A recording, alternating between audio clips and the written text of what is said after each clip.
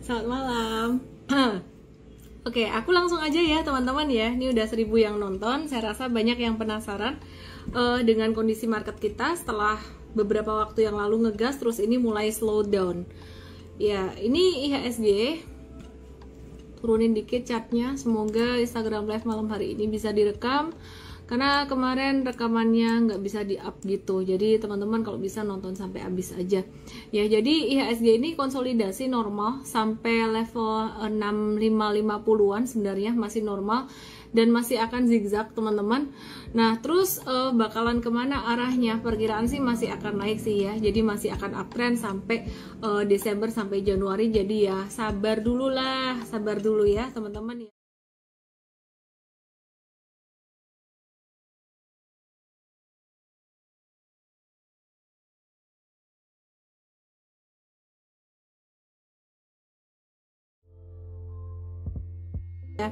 Terus ini banyak yang penasaran juga untuk saham-saham yang kemarin udah sempat naik kayak konstruksi, terus kemudian Unilever, BCA dan lain sebagainya, Indi, WSKT. Visa jalan-jalan Stephen Wibisono ganti account dia.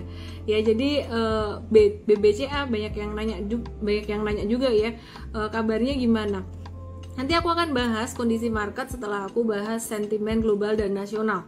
Nah teman-teman kita mesti tetap hati-hati dengan COVID-19 ini.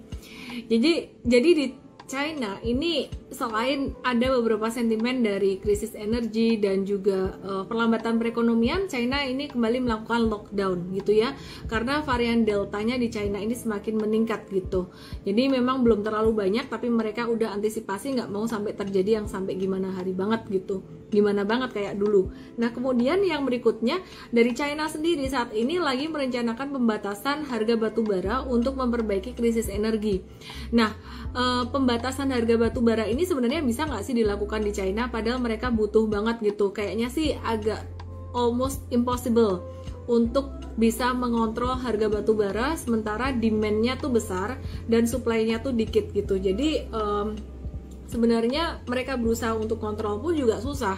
Nah, efeknya apa? Efeknya adalah dalam jangka pendek ini mungkin coal agak-agak slow down, agak beda dengan tahun lalu karena tahun lalu juga China juga masih ngegas perekonomiannya. Sekarang mereka udah agak ngerem, jadi ini coal agak slow down. Tapi kalau diperhatikan sebenarnya masih akan ada upside buat jangka menengah. Buat teman-teman yang khawatir ya mungkin bisa wait and see dulu. Oke, terus kemudian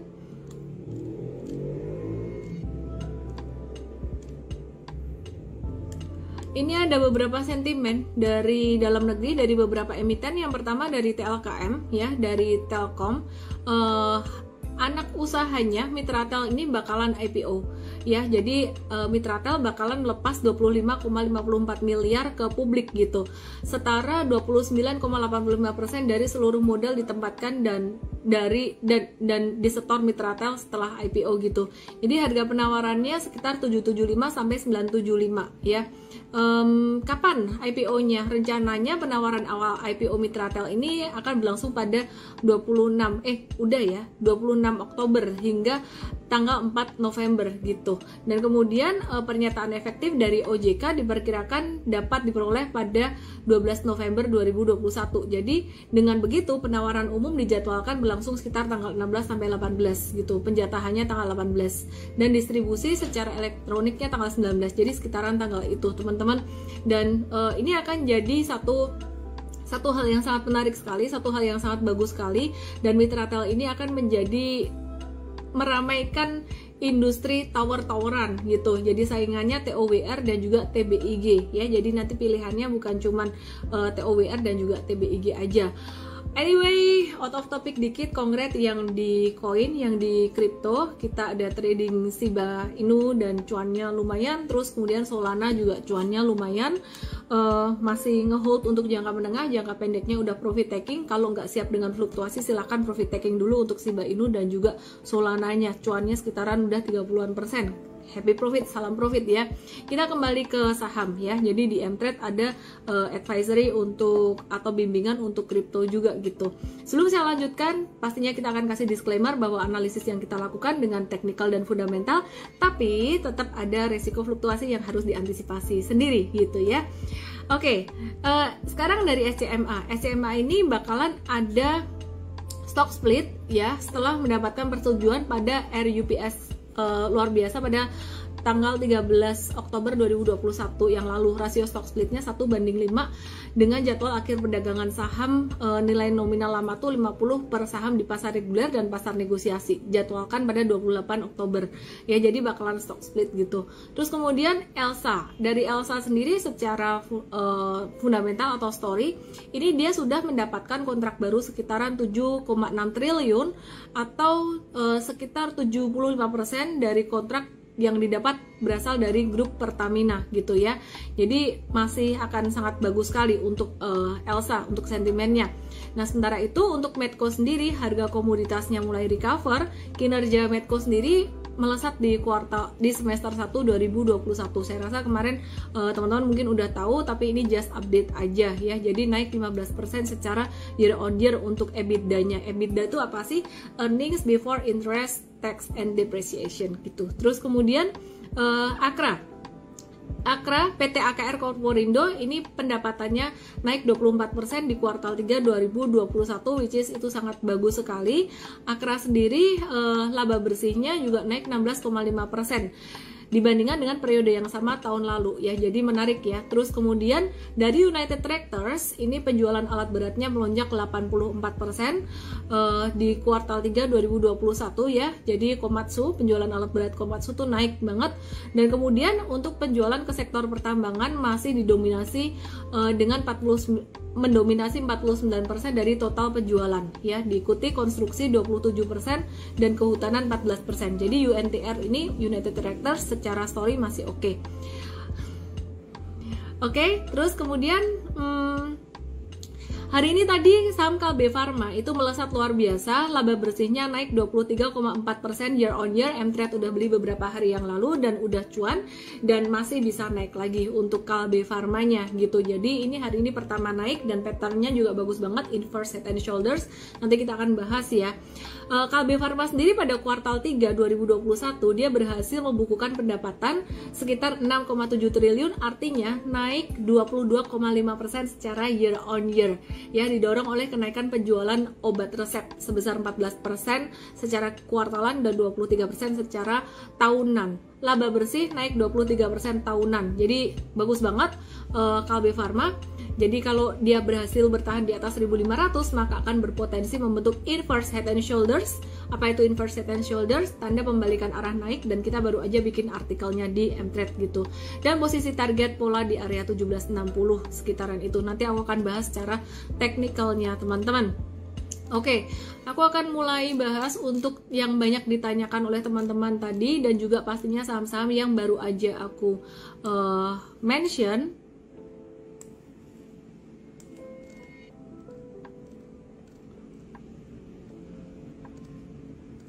Aku bahas Kalbe Pharma dulu ya.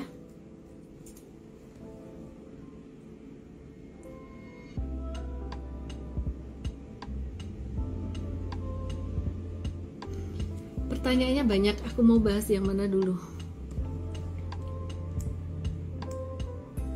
Oke, ini Kalbe Pharma. Kalbe Pharma dia patternnya kayak gini. Ini inverse head and shoulders ya. Tadi naiknya lumayan kenceng, lumayan signifikan.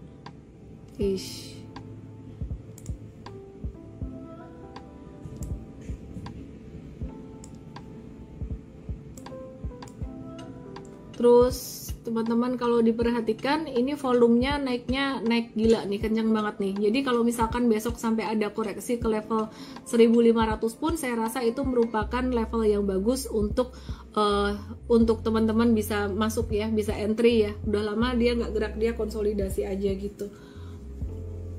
Seminar di Mtrade apakah free? Kebetulan yang besok Sabtu free. Ada yang free, ada yang masuk ke VIP. Yang Sabtu besok tuh free. Jadi download aja aplikasi Mtrade supaya Sabtu nanti bisa belajar tentang analisis teknikal bersama saya dan juga bersama dengan coach-coach di Mtrade gitu. Terus aku mau bahas saham Unilever, masih Unilever karena banyak banget yang nanya Unilever dan juga BCA, big caps ya. Unilevernya teman-teman perhatikan di sini.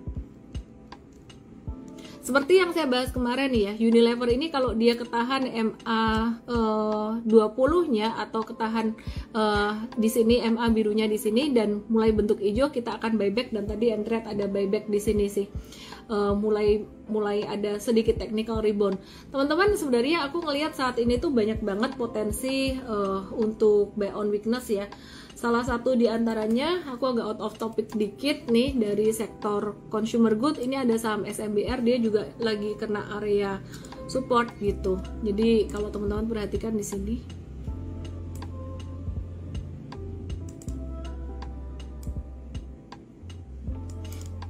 ya ini jadi kena area support dikit tembus sih, tapi ya dia kena area support MA. Ya ini MA-nya MA 200.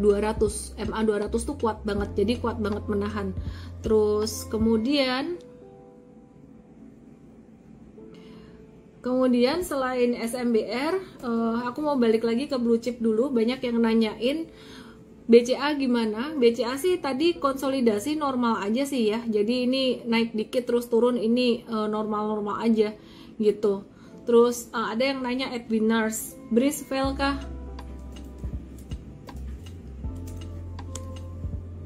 Enggak, masih normal juga. Breeze masih oke kok. Ini ada hijau dan dia ketahan di MA di sini. Kalau dia naik, dia akan membentuk higher low lebih tinggi daripada low-nya yang di tanggal 15 Oktober ini. Jadi masih oke juga, volumenya masih oke. Jadi seperti yang kita udah antisipasi, kalau teman-teman ngikuti Instagram live aku selama 1-2 minggu belakangan ini, kita dan juga di morning briefing kita udah antisipasi bahwa pekan ini tuh adalah pekan istirahat atau pekan koreksi, dimana saham-saham big cap, saham-saham komoditi yang udah rally akan istirahat dulu. Jadi itu normal teman-teman. BCA masih bisa masuk nggak? Sebenarnya ya udah mantul sih, nunggu agak koreksi dikit aja kalau mau masuk. Terus oh ya, Antam gimana? Nah ini menarik nih. Hari ini Mtrade ngelihat potensi dari saham-saham metals ya, metals terutama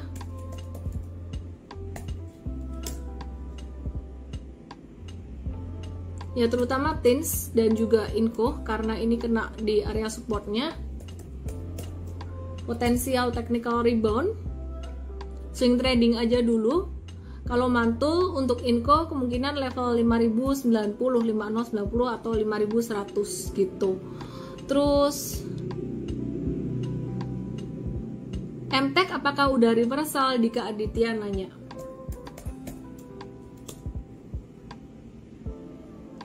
Oke. MTEK apakah udah reversal?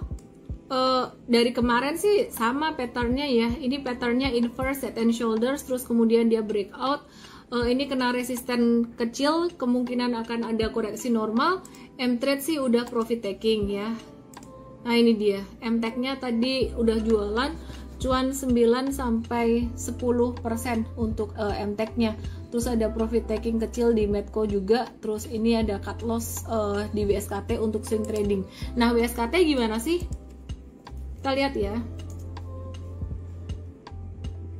Jangka pendek sih dia agak slow down, breaking down dari MA 20-nya. Cuman kalau dilihat ini malah justru jadi konvergen. Setelah kemarin divergen tuh harga naik, volumenya turun, terus ini turun, dia harga turun, volumenya turun juga, jadi dia jadi divergen. Dia akan berpotensi kembali nguji area supportnya di 900 sampai 910. Story-nya sebenarnya masih sama sih teman-teman. Untuk saham-saham yang udah naik kencang ini agak slow down dulu karena profit taking ya. Karena profit taking dan ada sedikit rotasi sektoral kecil di mana saham-saham teknologi naik dalam beberapa hari ini. Tapi kalau saham teknologi udah naik, contohnya kayak Bukalapak, terus MTech Group dan juga dan juga saham bank digital mungkin beberapa hari ini udah naik, udah profit taking, akan kembali lagi ke old ekonominya gitu. Ini pertanyaannya random banget ya, sahamnya banyak yang random. Bahas apa dulu ya? Kalbe Farma udah dibahas tadi, Kalbe udah dibahas.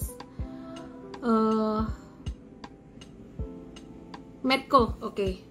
Ada 2 orang nanya Medco, jadi aku akan bahas Medco.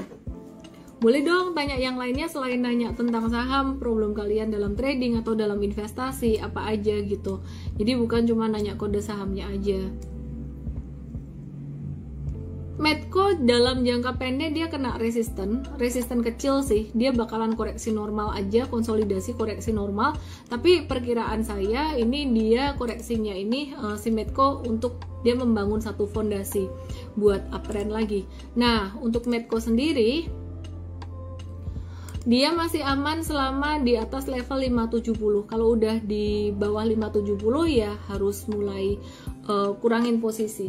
Nah, terus era gimana?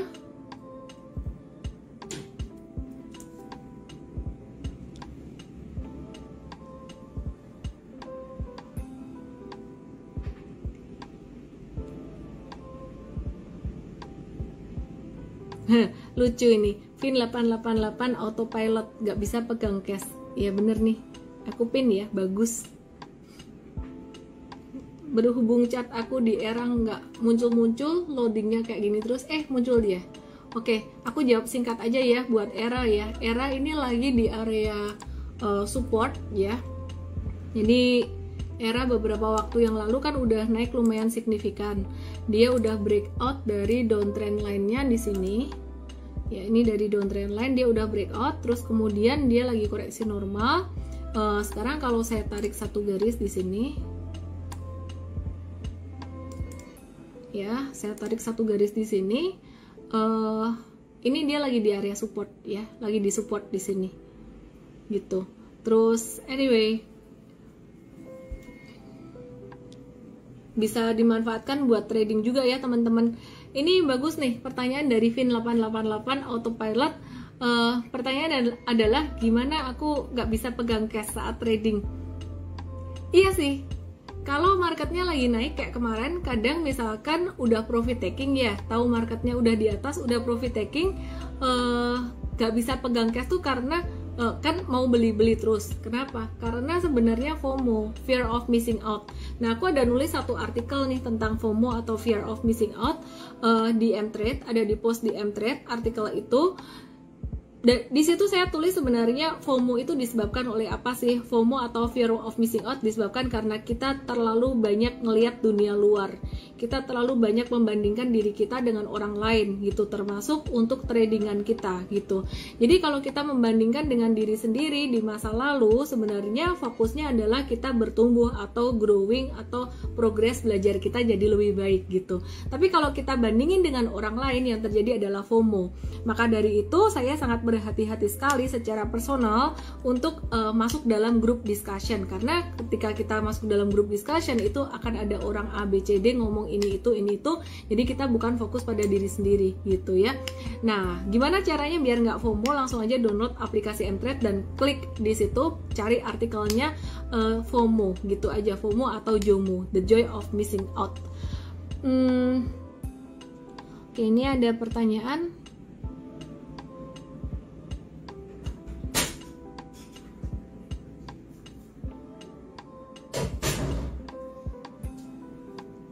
Willy W21, gimana caranya kita tahu bahwa satu saham sedang diakumulasi?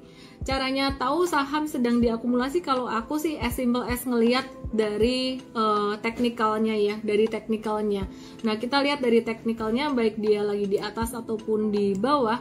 Biasanya kalau ngelihat kayak gini nih, kalau volumenya hijau, tapi di beberapa sekuritas beda ya arti hijaunya ya. Hijau di sini artinya adalah harga naik. Harga naik, volume tinggi, harga naik, volume tinggi, sebenarnya ini adalah contoh akumulasi. Ini saham era. Sebaliknya, kalau misalkan terutama saham udah di atas, harga turun dengan volume tinggi, itu tanda distribusi. Aku mau kasih contoh lagi untuk tanda akumulasi. Tadi ada yang nanya Breeze ini sebenarnya ini kelihatan banget juga tanda akumulasinya dia. Aduh, lama banget loadingnya. Nih, ini kelihatan di sini. Ini pas naik, ini naik juga gitu.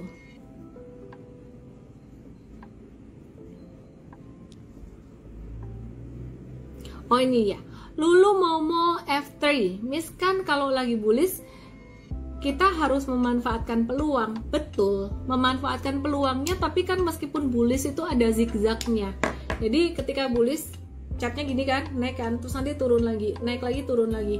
Nah mesti tahu kapan naik ini mulai ketinggian. Gimana dong tahu caranya? Ngelihat pattern dan ya ini jam terbang sih. Hahaha, sombong deh.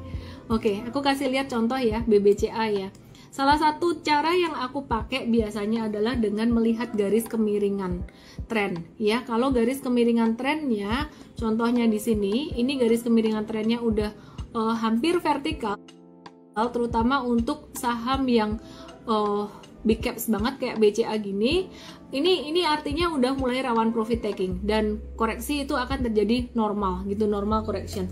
Terus contoh lagi nih, BRI, biasa gerak sahamnya tuh kan pelan-pelan, tapi dia nih udah naiknya tuh vertikal banget gitu.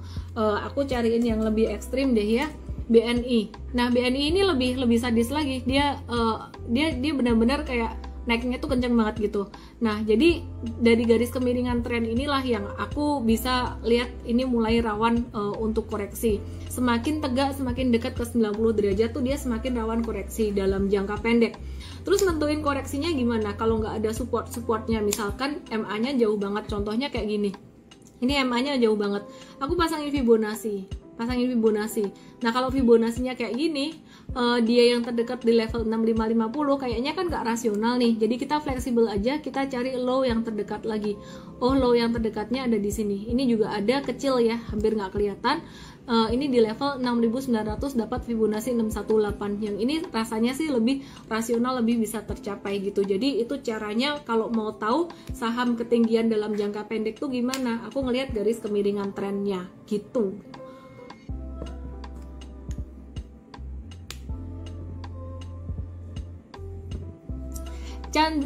Willy W21, kamu dapat M-Trade ya 7 hari ya, DM saya dengan kode MT7, nama email WhatsApp.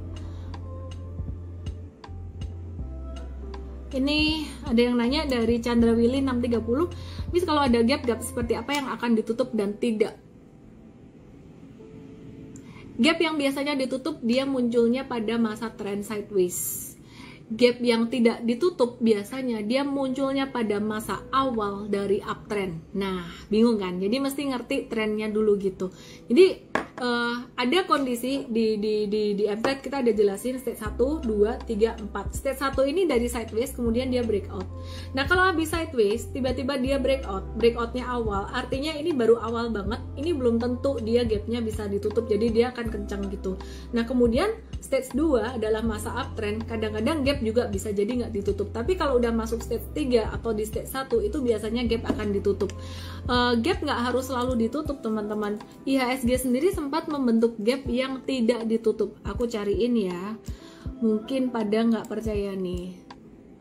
Aku cariin ya, aduh di mana ya gapnya IHSG nggak ditutup.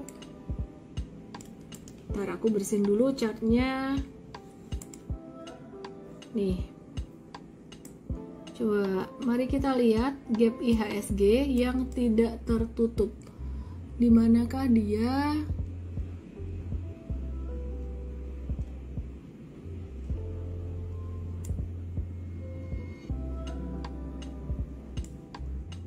Ini ada nih, ini dikit nih, ini gap yang nggak ketutup. Nah ini yang aku maksud tadi. Ini habis sideways, terus dia breakout. Ini biasanya larinya akan kenceng. Ini ada sedikit gap yang dia nggak ketutup. Terus sebelumnya ada juga gap di sini, tapi ini masih masa sideways-nya dia. Jadi ini dia ketutup sih. Ketutup tuh artinya harganya turun menutup gap itu. Jadi sebenarnya tergantung tren juga. Kalau trennya lagi sideways dia bisa ketutup. Oke, siapa tadi ya? Chandra Willy 630, kamu dapat M-Trade ya 7 hari, langsung aja DM saya MT7 nama email WhatsApp. Sebelum saya bahas pertanyaan dari Aristeidol 1882, aku mau umumin dulu bahwa kita masih terus untuk merekrut trader dan juga coach. Teman-teman yang yang berusia maksimal 26 tahun dengan IPK di atas 3,6, preferably ya jurusan akuntansi, bisa langsung aja DM saya ya, atau langsung ke mtrade.id/coach di situ. Jadi kita juga di sini lagi cari kurikulum atau content manager yang pastinya juga kita semua akan ajarin untuk teman-teman bisa trading secara intensif gitu. Oke. Jadi Aristeido 1882, rugi mulu nih Miss, jadi serasa semesta tak mendukung. Belajar dulu, jangan terlalu discourage juga. Marketnya sih sebenarnya bagus ya, marketnya bagus, cuman mungkin timingnya yang kurang tepat gitu. Boleh DM saya EMT7 nama email WhatsApp ya, jadi dapat mtrade juga. Muwahyu HD, Miss, saat asing masuk harga saham melambung, tapi waktu asing berbondong-bondong keluar harga saham suka ambles. Waktu ambles dalam saya cut loss, asing masuk lagi dan sahamnya terbang. Pertanyaannya sama yang tadi. Jadi it's all about timing ya. Jadi sebenarnya kalau investor asing masuk atau investor institusi atau smart money masuk, itu kan mereka masuknya biasanya pada perusahaan-perusahaan yang besar yang fundamentalnya bagus, dan ketika saham itu mau naik sebenarnya ketahuan, kayak BBCA gini ini ketahuan. Jadi mungkin salahnya adalah, kurang benernya adalah beli ketika udah naik tinggi. Ya jelas aja kalau udah naik tinggi dikejar, masalahnya tuh banyak yang nggak ngerti analisis teknikal dan mempertanyakan apakah analisis teknikal works gitu, apakah analisis teknikal bisa dipakai. Menurut saya itu merupakan GPS satu-satunya buat trader. Ini contoh, ini sebenarnya udah kelihatan banget kalau teman-teman ngikutin Instagram live saya terus. Ini adalah pola double bottom di sini. Ini BCA membentuk pola double bottom, dan di sini ini ada satu pola konsolidasi yang bagus banget, kayak flag ya. Jadi kalau kita lihat di sini ini kayak pola flag. Terus dia breakout dari 6625. Nah, ini adalah awal uptrendnya. Kalau teman-teman beli di masa awal uptrend, ya ini oke. Tapi kalau teman-teman belinya di masa akhir uptrend, ini yang bahaya. Itu yang tadi saya sebut, mesti ngerti tren itu udah melaju jauh atau baru mulai gitu. Dan masalahnya yang kedua, meskipun teman-teman masuk di awal uptrend, ini contoh aja kayak BCA, ini masuk di awal uptrend, tapi kemudian teman-teman nggak ngerti ngebaca chart, teman-teman nggak ngerti ngebaca market ini gimana, supply and demand, besoknya turun dikit, langsung dijual ya karena panik, tidak ada pertimbangannya. Yang perlu dilakukan sebenarnya gimana sih? Belajar dulu. Waduh, kok belajar? Ya belajar. Jadi sebenarnya saham dan kripto ini half art, half science. Half art, half science artinya gimana? Memang science ada hitung-hitungan matematisnya, tapi art itu, kalau saya bilang art artinya kita harus kreatif, kita harus mengambil satu kesimpulan sendiri. Informasi yang teman-teman dapat dari saya, informasi yang teman-teman dapat dari berita, dari tempat lain, itu kayak dots ya. Terus kemudian teman-teman mendapatkan pengalaman, oh ternyata kemarin Ellen bilang gini, yang terjadi begini. Terus teman-teman belajar, itu namanya pengalaman. Jadi teori plus pengalaman. Dari teori dan pengalaman inilah teman-teman bisa ngegambar dot itu dihubungkan, bisa jadi gambar kelinci, bisa jadi gambar apa. Disitulah kamu bisa mengambil keputusan. Jadi mesti belajar terus dan juga mesti ada pengalaman juga, berarti mesti berani mencoba. MA yang biasanya dipakai, MA berapa aja? Ya Nitara 925, aku pakai 20, 50, 100 dan 200. Selfie Cornella banyak rugi di saham tapi lumayan dapat banyak di kripto. Sama aja sih. Kripto pas lagi uptrend juga ya. Aku bahas kripto dikit ya. Ya ini tradingan kripto kita. Kripto ini ya, kita sempat beli SHIB ya, pas banget dia mau breakout. Kita lihat di sini. Loh kok tahu? Ya nggak tahu sih sebenarnya mau breakout, cuman kita anticipate-nya ini bisa dipakai juga di saham. Ini pattern-nya tuh membentuk pola pennant. Nah terus pas hari ini, pas tanggal berapa tuh, 23 Oktober, kita tuh ngelihatnya volume sebenarnya. Kita ngelihat volumenya tuh naik di atas dari volume yang sebelumnya. Jadi ini tuh bisa dipakai juga di saham. Dan yang menarik, terakhir ini kripto tuh kalau di TA ini tuh cun banget, cocok terus gitu. Ya, jadi beli di sini, terus kemudian yang trading jangka pendek kita arahin untuk profit taking pada 25 Oktober cuan 35-38%. Sedangkan jangka menengahnya hold. Jadi sekarang yang jangka menengah kita arahin mungkin separuh-separuh ya, teman-teman boleh jangka menengah, jangka pendek. Nah, ini yang hodler, para hodler di Shiba waktu belinya bareng sama kita ini udah cuan 64%. Ellen gimana? Saya personally nge-hold sih. Teman-teman nggak usah ngikutin saya plek-plekan ya. Kenapa? Karena kalau di kripto ini juga saya berinvestasi senilai dengan nominal yang saya siap dengan risikonya. Jadi istilah kata ada naik turun aku nggak peduli, nggak takut gitu ya. Dan karena marketnya lagi uptrend, aku hold aja, nothing tulus. Di saham juga begitu. Kalau teman-teman beli saham yang lagi uptrend, belinya pas pertama banget breakout kayak tadi saham BCA di awal breakout itu, sekarang masih ngehold juga ya nggak masalah, kena fluktuasi jangka pendek nggak masalah.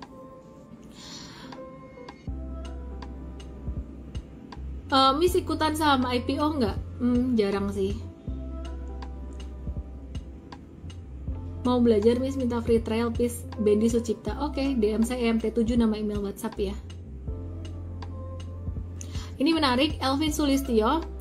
Miss pilih technical atau bandarmologi. Apa sih yang dimaksud dengan bandarmologi? Membaca bid offer, membaca flow dari broker ini atau broker itu.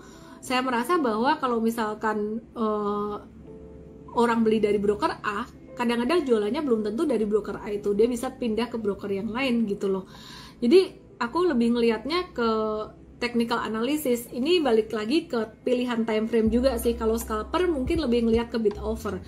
Tapi kalau aku lebih ke arah swing trading dan juga trend following, aku lebih ngelihat ke technical.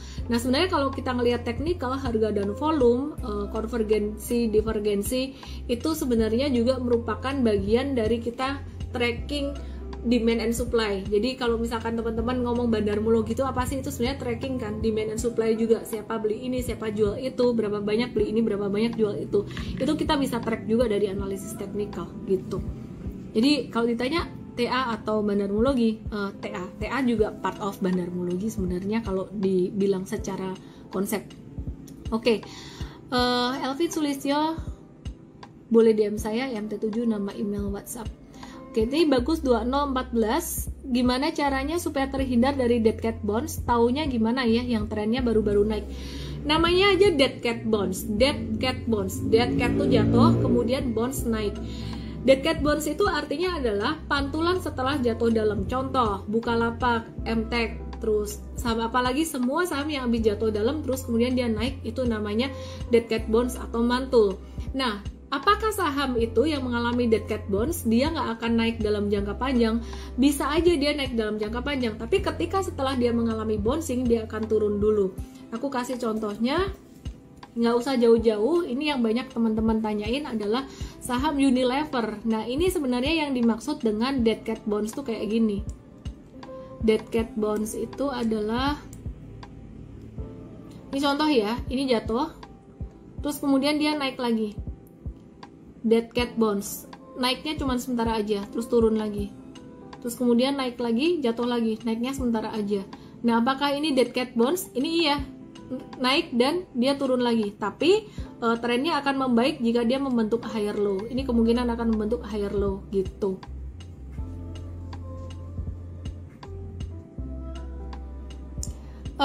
Yang tadi baru aja aku jawab pertanyaannya yang dead cat bonds, boleh DM saya dengan kode MT7 nama email WhatsApp.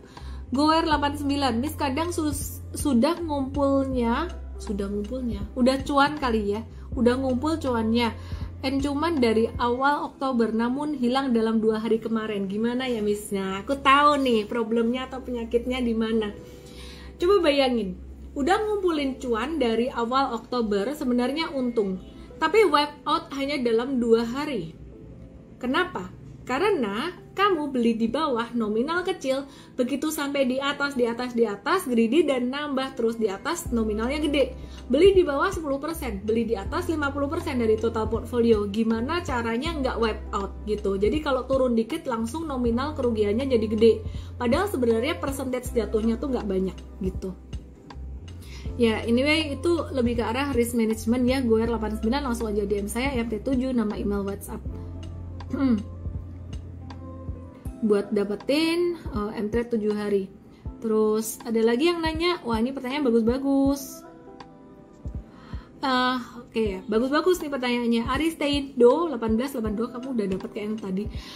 Miss, untuk swing apakah sebaiknya masuk saat saham tersebut masih sideways? Karena kebanyakan saat udah naik malah takut ketinggian. Salah dong, bukan salah sih, kurang tepat. Kenapa? Ketika market uptrend, kamu bisa nge-swing, kamu bisa nge-trend following bebas. Cuman masalahnya pas uptrend, belinya jangan di resisten, belinya di support gitu. Contoh, ya ini kan Unilever dia baru mau awal uptrend nih. Nah jangan belinya pas dia udah naik berturut-turut, mesti tahu kapan dia agak slow down dengan cara melihat candlenya mengecil. Jadi selain ngelihat kemiringan garis trend, ini juga ngelihat candlenya udah mulai mengecil. Nah jadi kalau udah sampai di bawah sini kena area support, ini boleh buyback atau boleh masuk untuk swing. Nah jadi sebenarnya momen yang bagus banget untuk swing trading itu adalah ketika uptrend, bukan ketika sideways. Kalau sideways itu namanya terpaksanya mau trend following nggak bisa, ya udah swing trading aja gitu. Dan probability untuk cuan pastinya lebih bagus ketika lagi uptrend. Oke. Jadi kalau kamu lagi bosen banget, lagi boring banget, mau trading saat sideways, ya mau nggak mau pakai swing trading gitu. Tapi itu bukan momen yang paling bagus.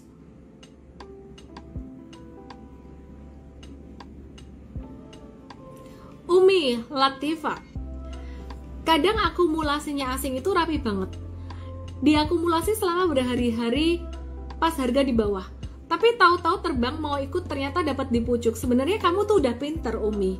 Kamu tahu asing atau investor, mau asing mau domestik, lagi akumulasi di bawah. Kenapa nggak ikut beli di bawah?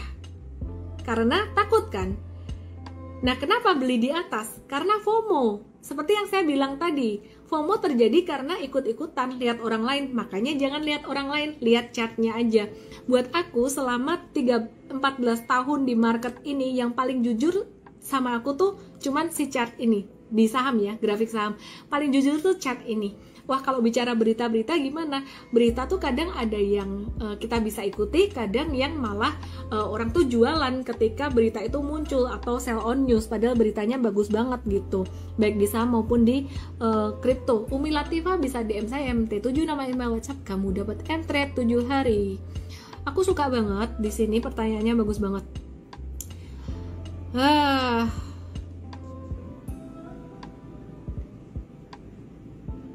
Ini FR kuliner. Kalau buy on breakout, stop lossnya di mana? Kalau di bawah resisten yang ditembus, sering banget ke hit. Aku kasih contoh ya. Buy on breakout. Kita coba cari contoh buy on breakout yang false apa ya? Masalahnya akhir-akhir ini lagi pada uptrend semua. Chartnya loading terus. Coba ya, aku cariin. Ya masih loading. Buy on breakout itu stop lossnya di mana? Ini kan support, resisten ya. Ini sideways. Definisi breakoutnya tuh harus benar dulu. Banyak yang bilang aku beli breakout, tapi breakoutnya tuh bukan dari sideways. Dan abis naik terus breakout lagi, abis naik lagi, itu dianggap breakout. Padahal breakout artinya definisinya adalah naik dari sideways. Sideways panjang, ini ada resisten. Breakout ya stop lossnya kalau dia balik di bawah resisten itu.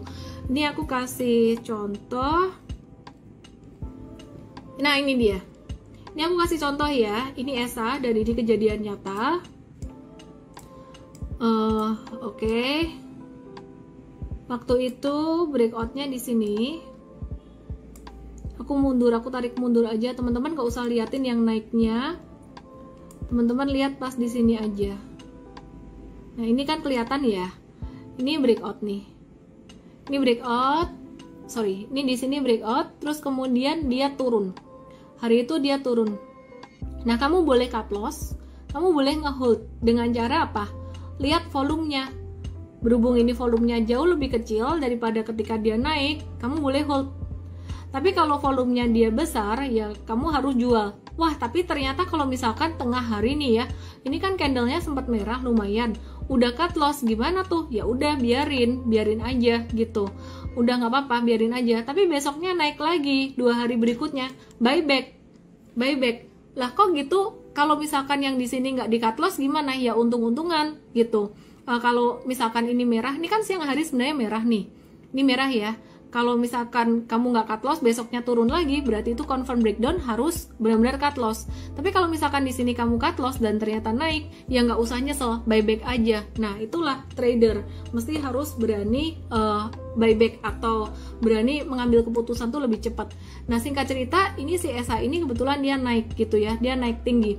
Nah, kalau swing trader jualannya based on candle. Jadi selain dari kemiringan tren, kita lihat kalau misalkan candlenya ini hijau, tiba-tiba keluar merah, kita bisa profit taking di sini. Ini just case study aja. FR Kuliner semoga menjelaskan. Bisa DM saya MT7, nama email dan WhatsApp. Terus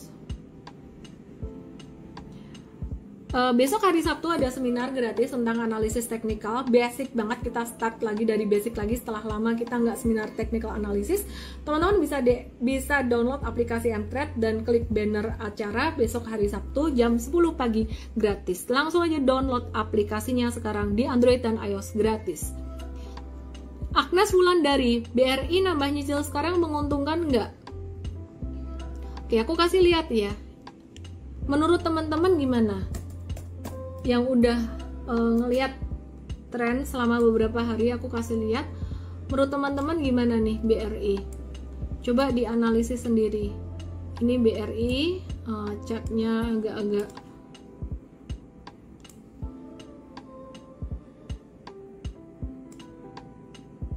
oke.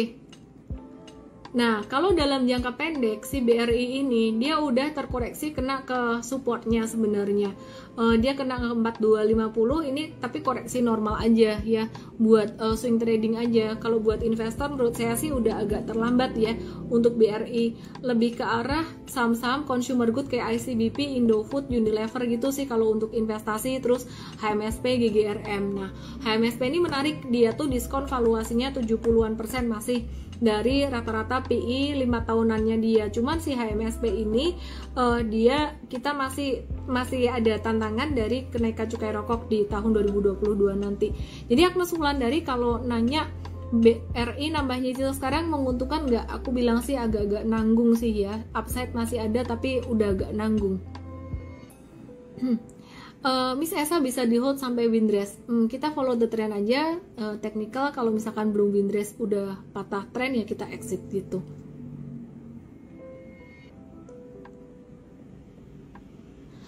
Aditya Putranto, apakah kita bisa memanfaatkan momen keluarnya LKQ3 di emiten-emiten tertentu yang sekiranya cetak laba naik? Dan kita bisa entry 1-2 hari atau seminggu sebelumnya, apakah ini efektif? Kembali lagi chartnya gimana. Kalau chartnya udah ketinggian aku nggak mau, tapi kalau chartnya baru masih sideways dan mau breakout, masih akumulasi kayak model-model breeze tadi, itu aku masih mau ya. Jadi lihat posisi chartnya di mana. Aditya Putranto _ Vincent Sen, Miss kalau foreign masuk banyak tapi harganya nggak kemana-mana seminggu lebih, baiknya gimana? Dilihat chartnya lagi, dia masih akumulasi atau enggak? Sahamnya apa sih?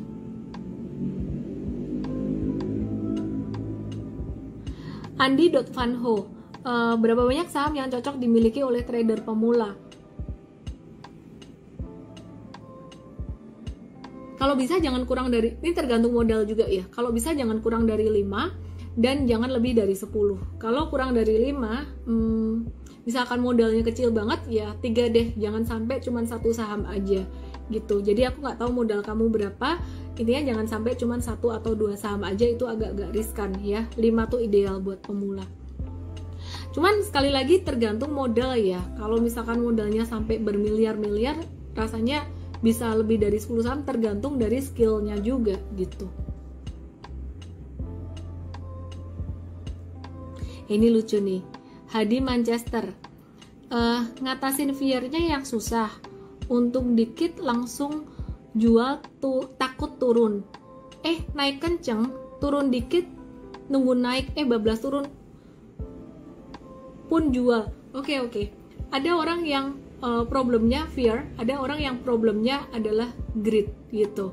Sebenarnya kalau aku pernah ngalamin ketika aku habis trading baru aja, nggak usah ngomong tahun 2008, di 2021 bulan April sampai Mei kemarin, habis cuan lumayan banyak dari Dogecoin, itu masukin duit banyak gitu. Jadi waktu itu tradingnya kayak tiap hari itu deg-degan terus, baik naik maupun turun tuh deg-degan terus gitu. Terus akhirnya kuncinya sih sebenarnya kurangin modal, sampai aku kurangin sampai di angka yang menurut aku nothing tulus. Dia mau naik aku seneng, dia mau turun aku ngerasa kayak ya udah biarin aja selama trennya masih bagus. Jadi kata kuncinya biar nggak fear, biar nggak greed adalah satu, belajar dulu ngerti tren, terus kemudian yang kedua money managementnya. Nah jadi wah, tapi kalau kurangin modal terus, cuannya jadi dikit dong. Siapa bilang trading tuh harus cepet-cepet kaya sih? Semakin santai kita dalam trading, itu pengambilan keputusan semakin bagus dan cuannya tuh akan malah semakin menggulung. Tapi semakin kita terburu-buru mau cepet kaya pakai modal gede, itu pasti ngambil keputusannya berantakan. Gitu aja. Oke teman-teman, thank you buat semua pertanyaannya, dan hari ini banyak banget yang udah dapat giveaway. Sekali lagi kita masih hiring terus untuk tim trader and coach, keep hiring terus over and over dan gak pernah berhenti. Langsung aja DM saya atau langsung ke mtrade.id/coach. Syaratnya mudah, kalian trader aktif baik saham ataupun kripto, usia maksimal 26 tahun, diutamakan jika IPK di atas 3,6 dan jurusan akuntansi. Langsung aja DM saya atau langsung ke mtrade.id/coach, dan jangan lupa download aplikasi mtrade-nya supaya kamu bisa dapetin edukasi besok hari Sabtu, seminar tentang analisis teknikal gratis jam 10 pagi. Caranya klik banner di home-nya itu. Oke, saya Ellen May, salam profit, stay healthy everyone, dadah. Jangan lupa download aplikasi mtrade di Android dan nikmati edukasi premium sekarang.